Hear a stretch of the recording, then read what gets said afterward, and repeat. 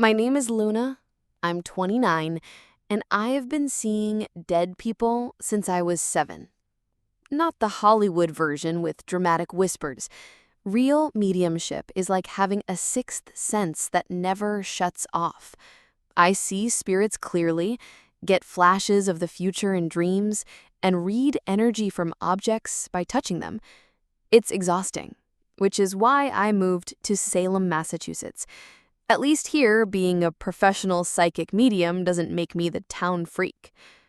I never expected to use my gift to catch my husband cheating with my own sister. Marcus is 32, a skeptical software developer from Boston. We met 3 years ago when he came to my shop on Essex Street on a dare. This logical guy who thought my abilities were bullshit kept coming back, fascinated by readings where I'd describe his deceased grandmother in impossible detail. My sister Claire is 26, a former Instagram influencer turned yoga instructor. She moved to Salem last year after her lifestyle brand collapsed. She's always been the pretty one who gets attention without trying, while I got the gift that made me the weird sister talking to empty rooms. For 8 months, we seemed perfect. Marcus would visit my shop after work, Claire helped with social media, and we'd host dinner parties at our Chestnut Hill house. But the dead don't lie, and they started warning me 3 months ago. First came Mrs. Henderson, an elderly spirit who'd hung around my shop for years. Suddenly, she became agitated, appearing whenever Claire visited, pointing frantically at my sister and shaking her head. When I tried communicating directly, I got fragmented images, red roses, hotel rooms, and disturbingly familiar hands. Second were the prophetic dreams. I kept dreaming about Claire wearing my wedding dress in our bedroom, kissing someone whose face stayed blurred. The dreams always ended the same way. I'd walk in, and Claire's face looked triumphant, while the man radiated pure guilt. The third was the worst part. Objects in my house started carrying negative energy. As a medium, I can read psychic imprints left by strong emotions. Suddenly, everyday items radiated deception. Marcus's coffee mug felt heavy with lies. Our bed held energy from intimate moments that felt foreign.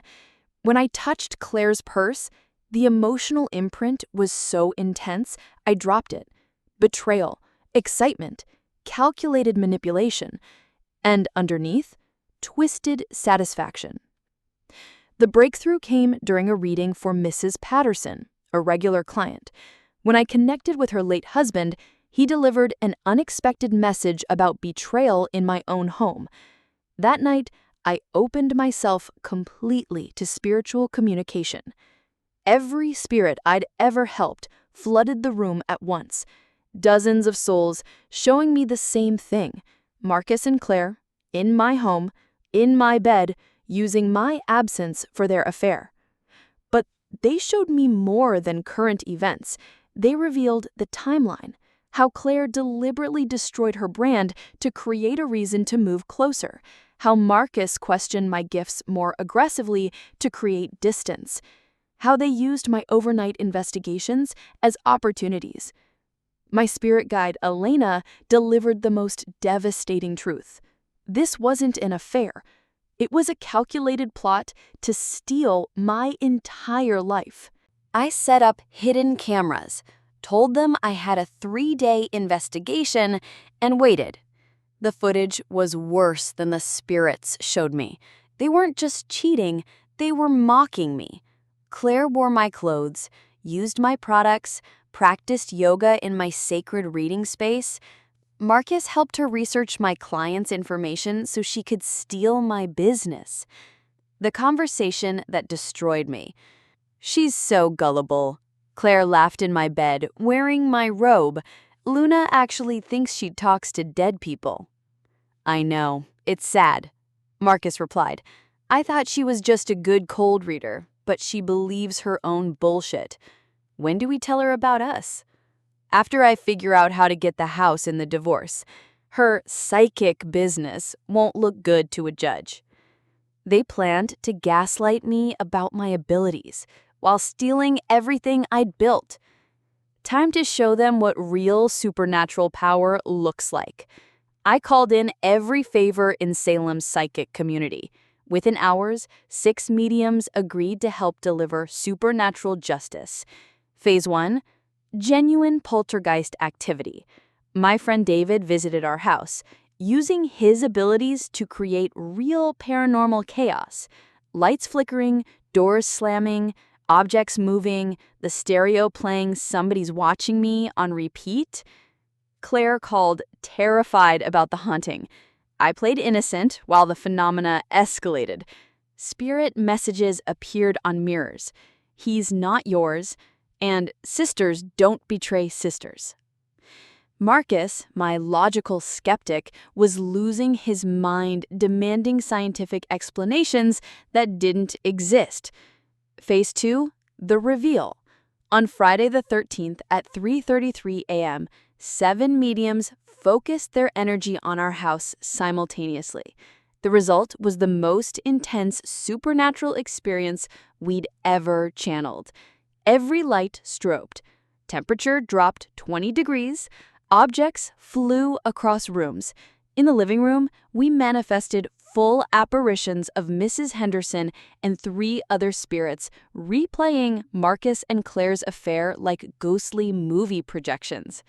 Claire was screaming, Marcus hyperventilated, his worldview shattered.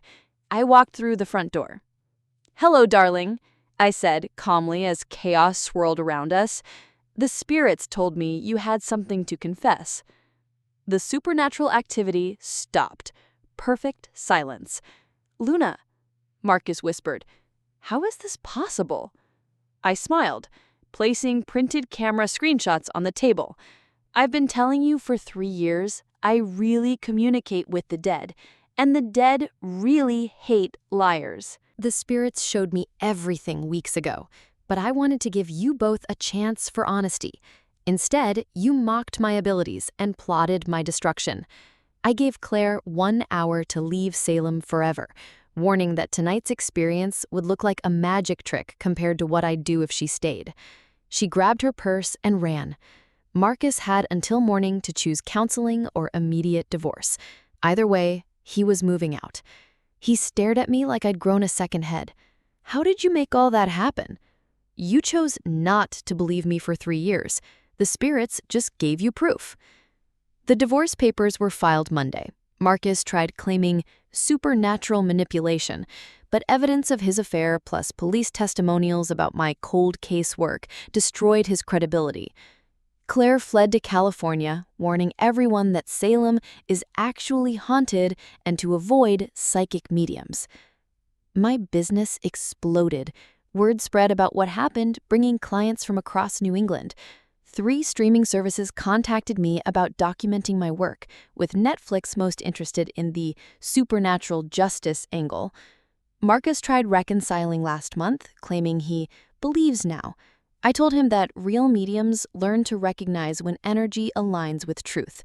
His doesn't. Yesterday, Mrs. Henderson appeared looking peaceful, speaking clearly for the first time in 5 years.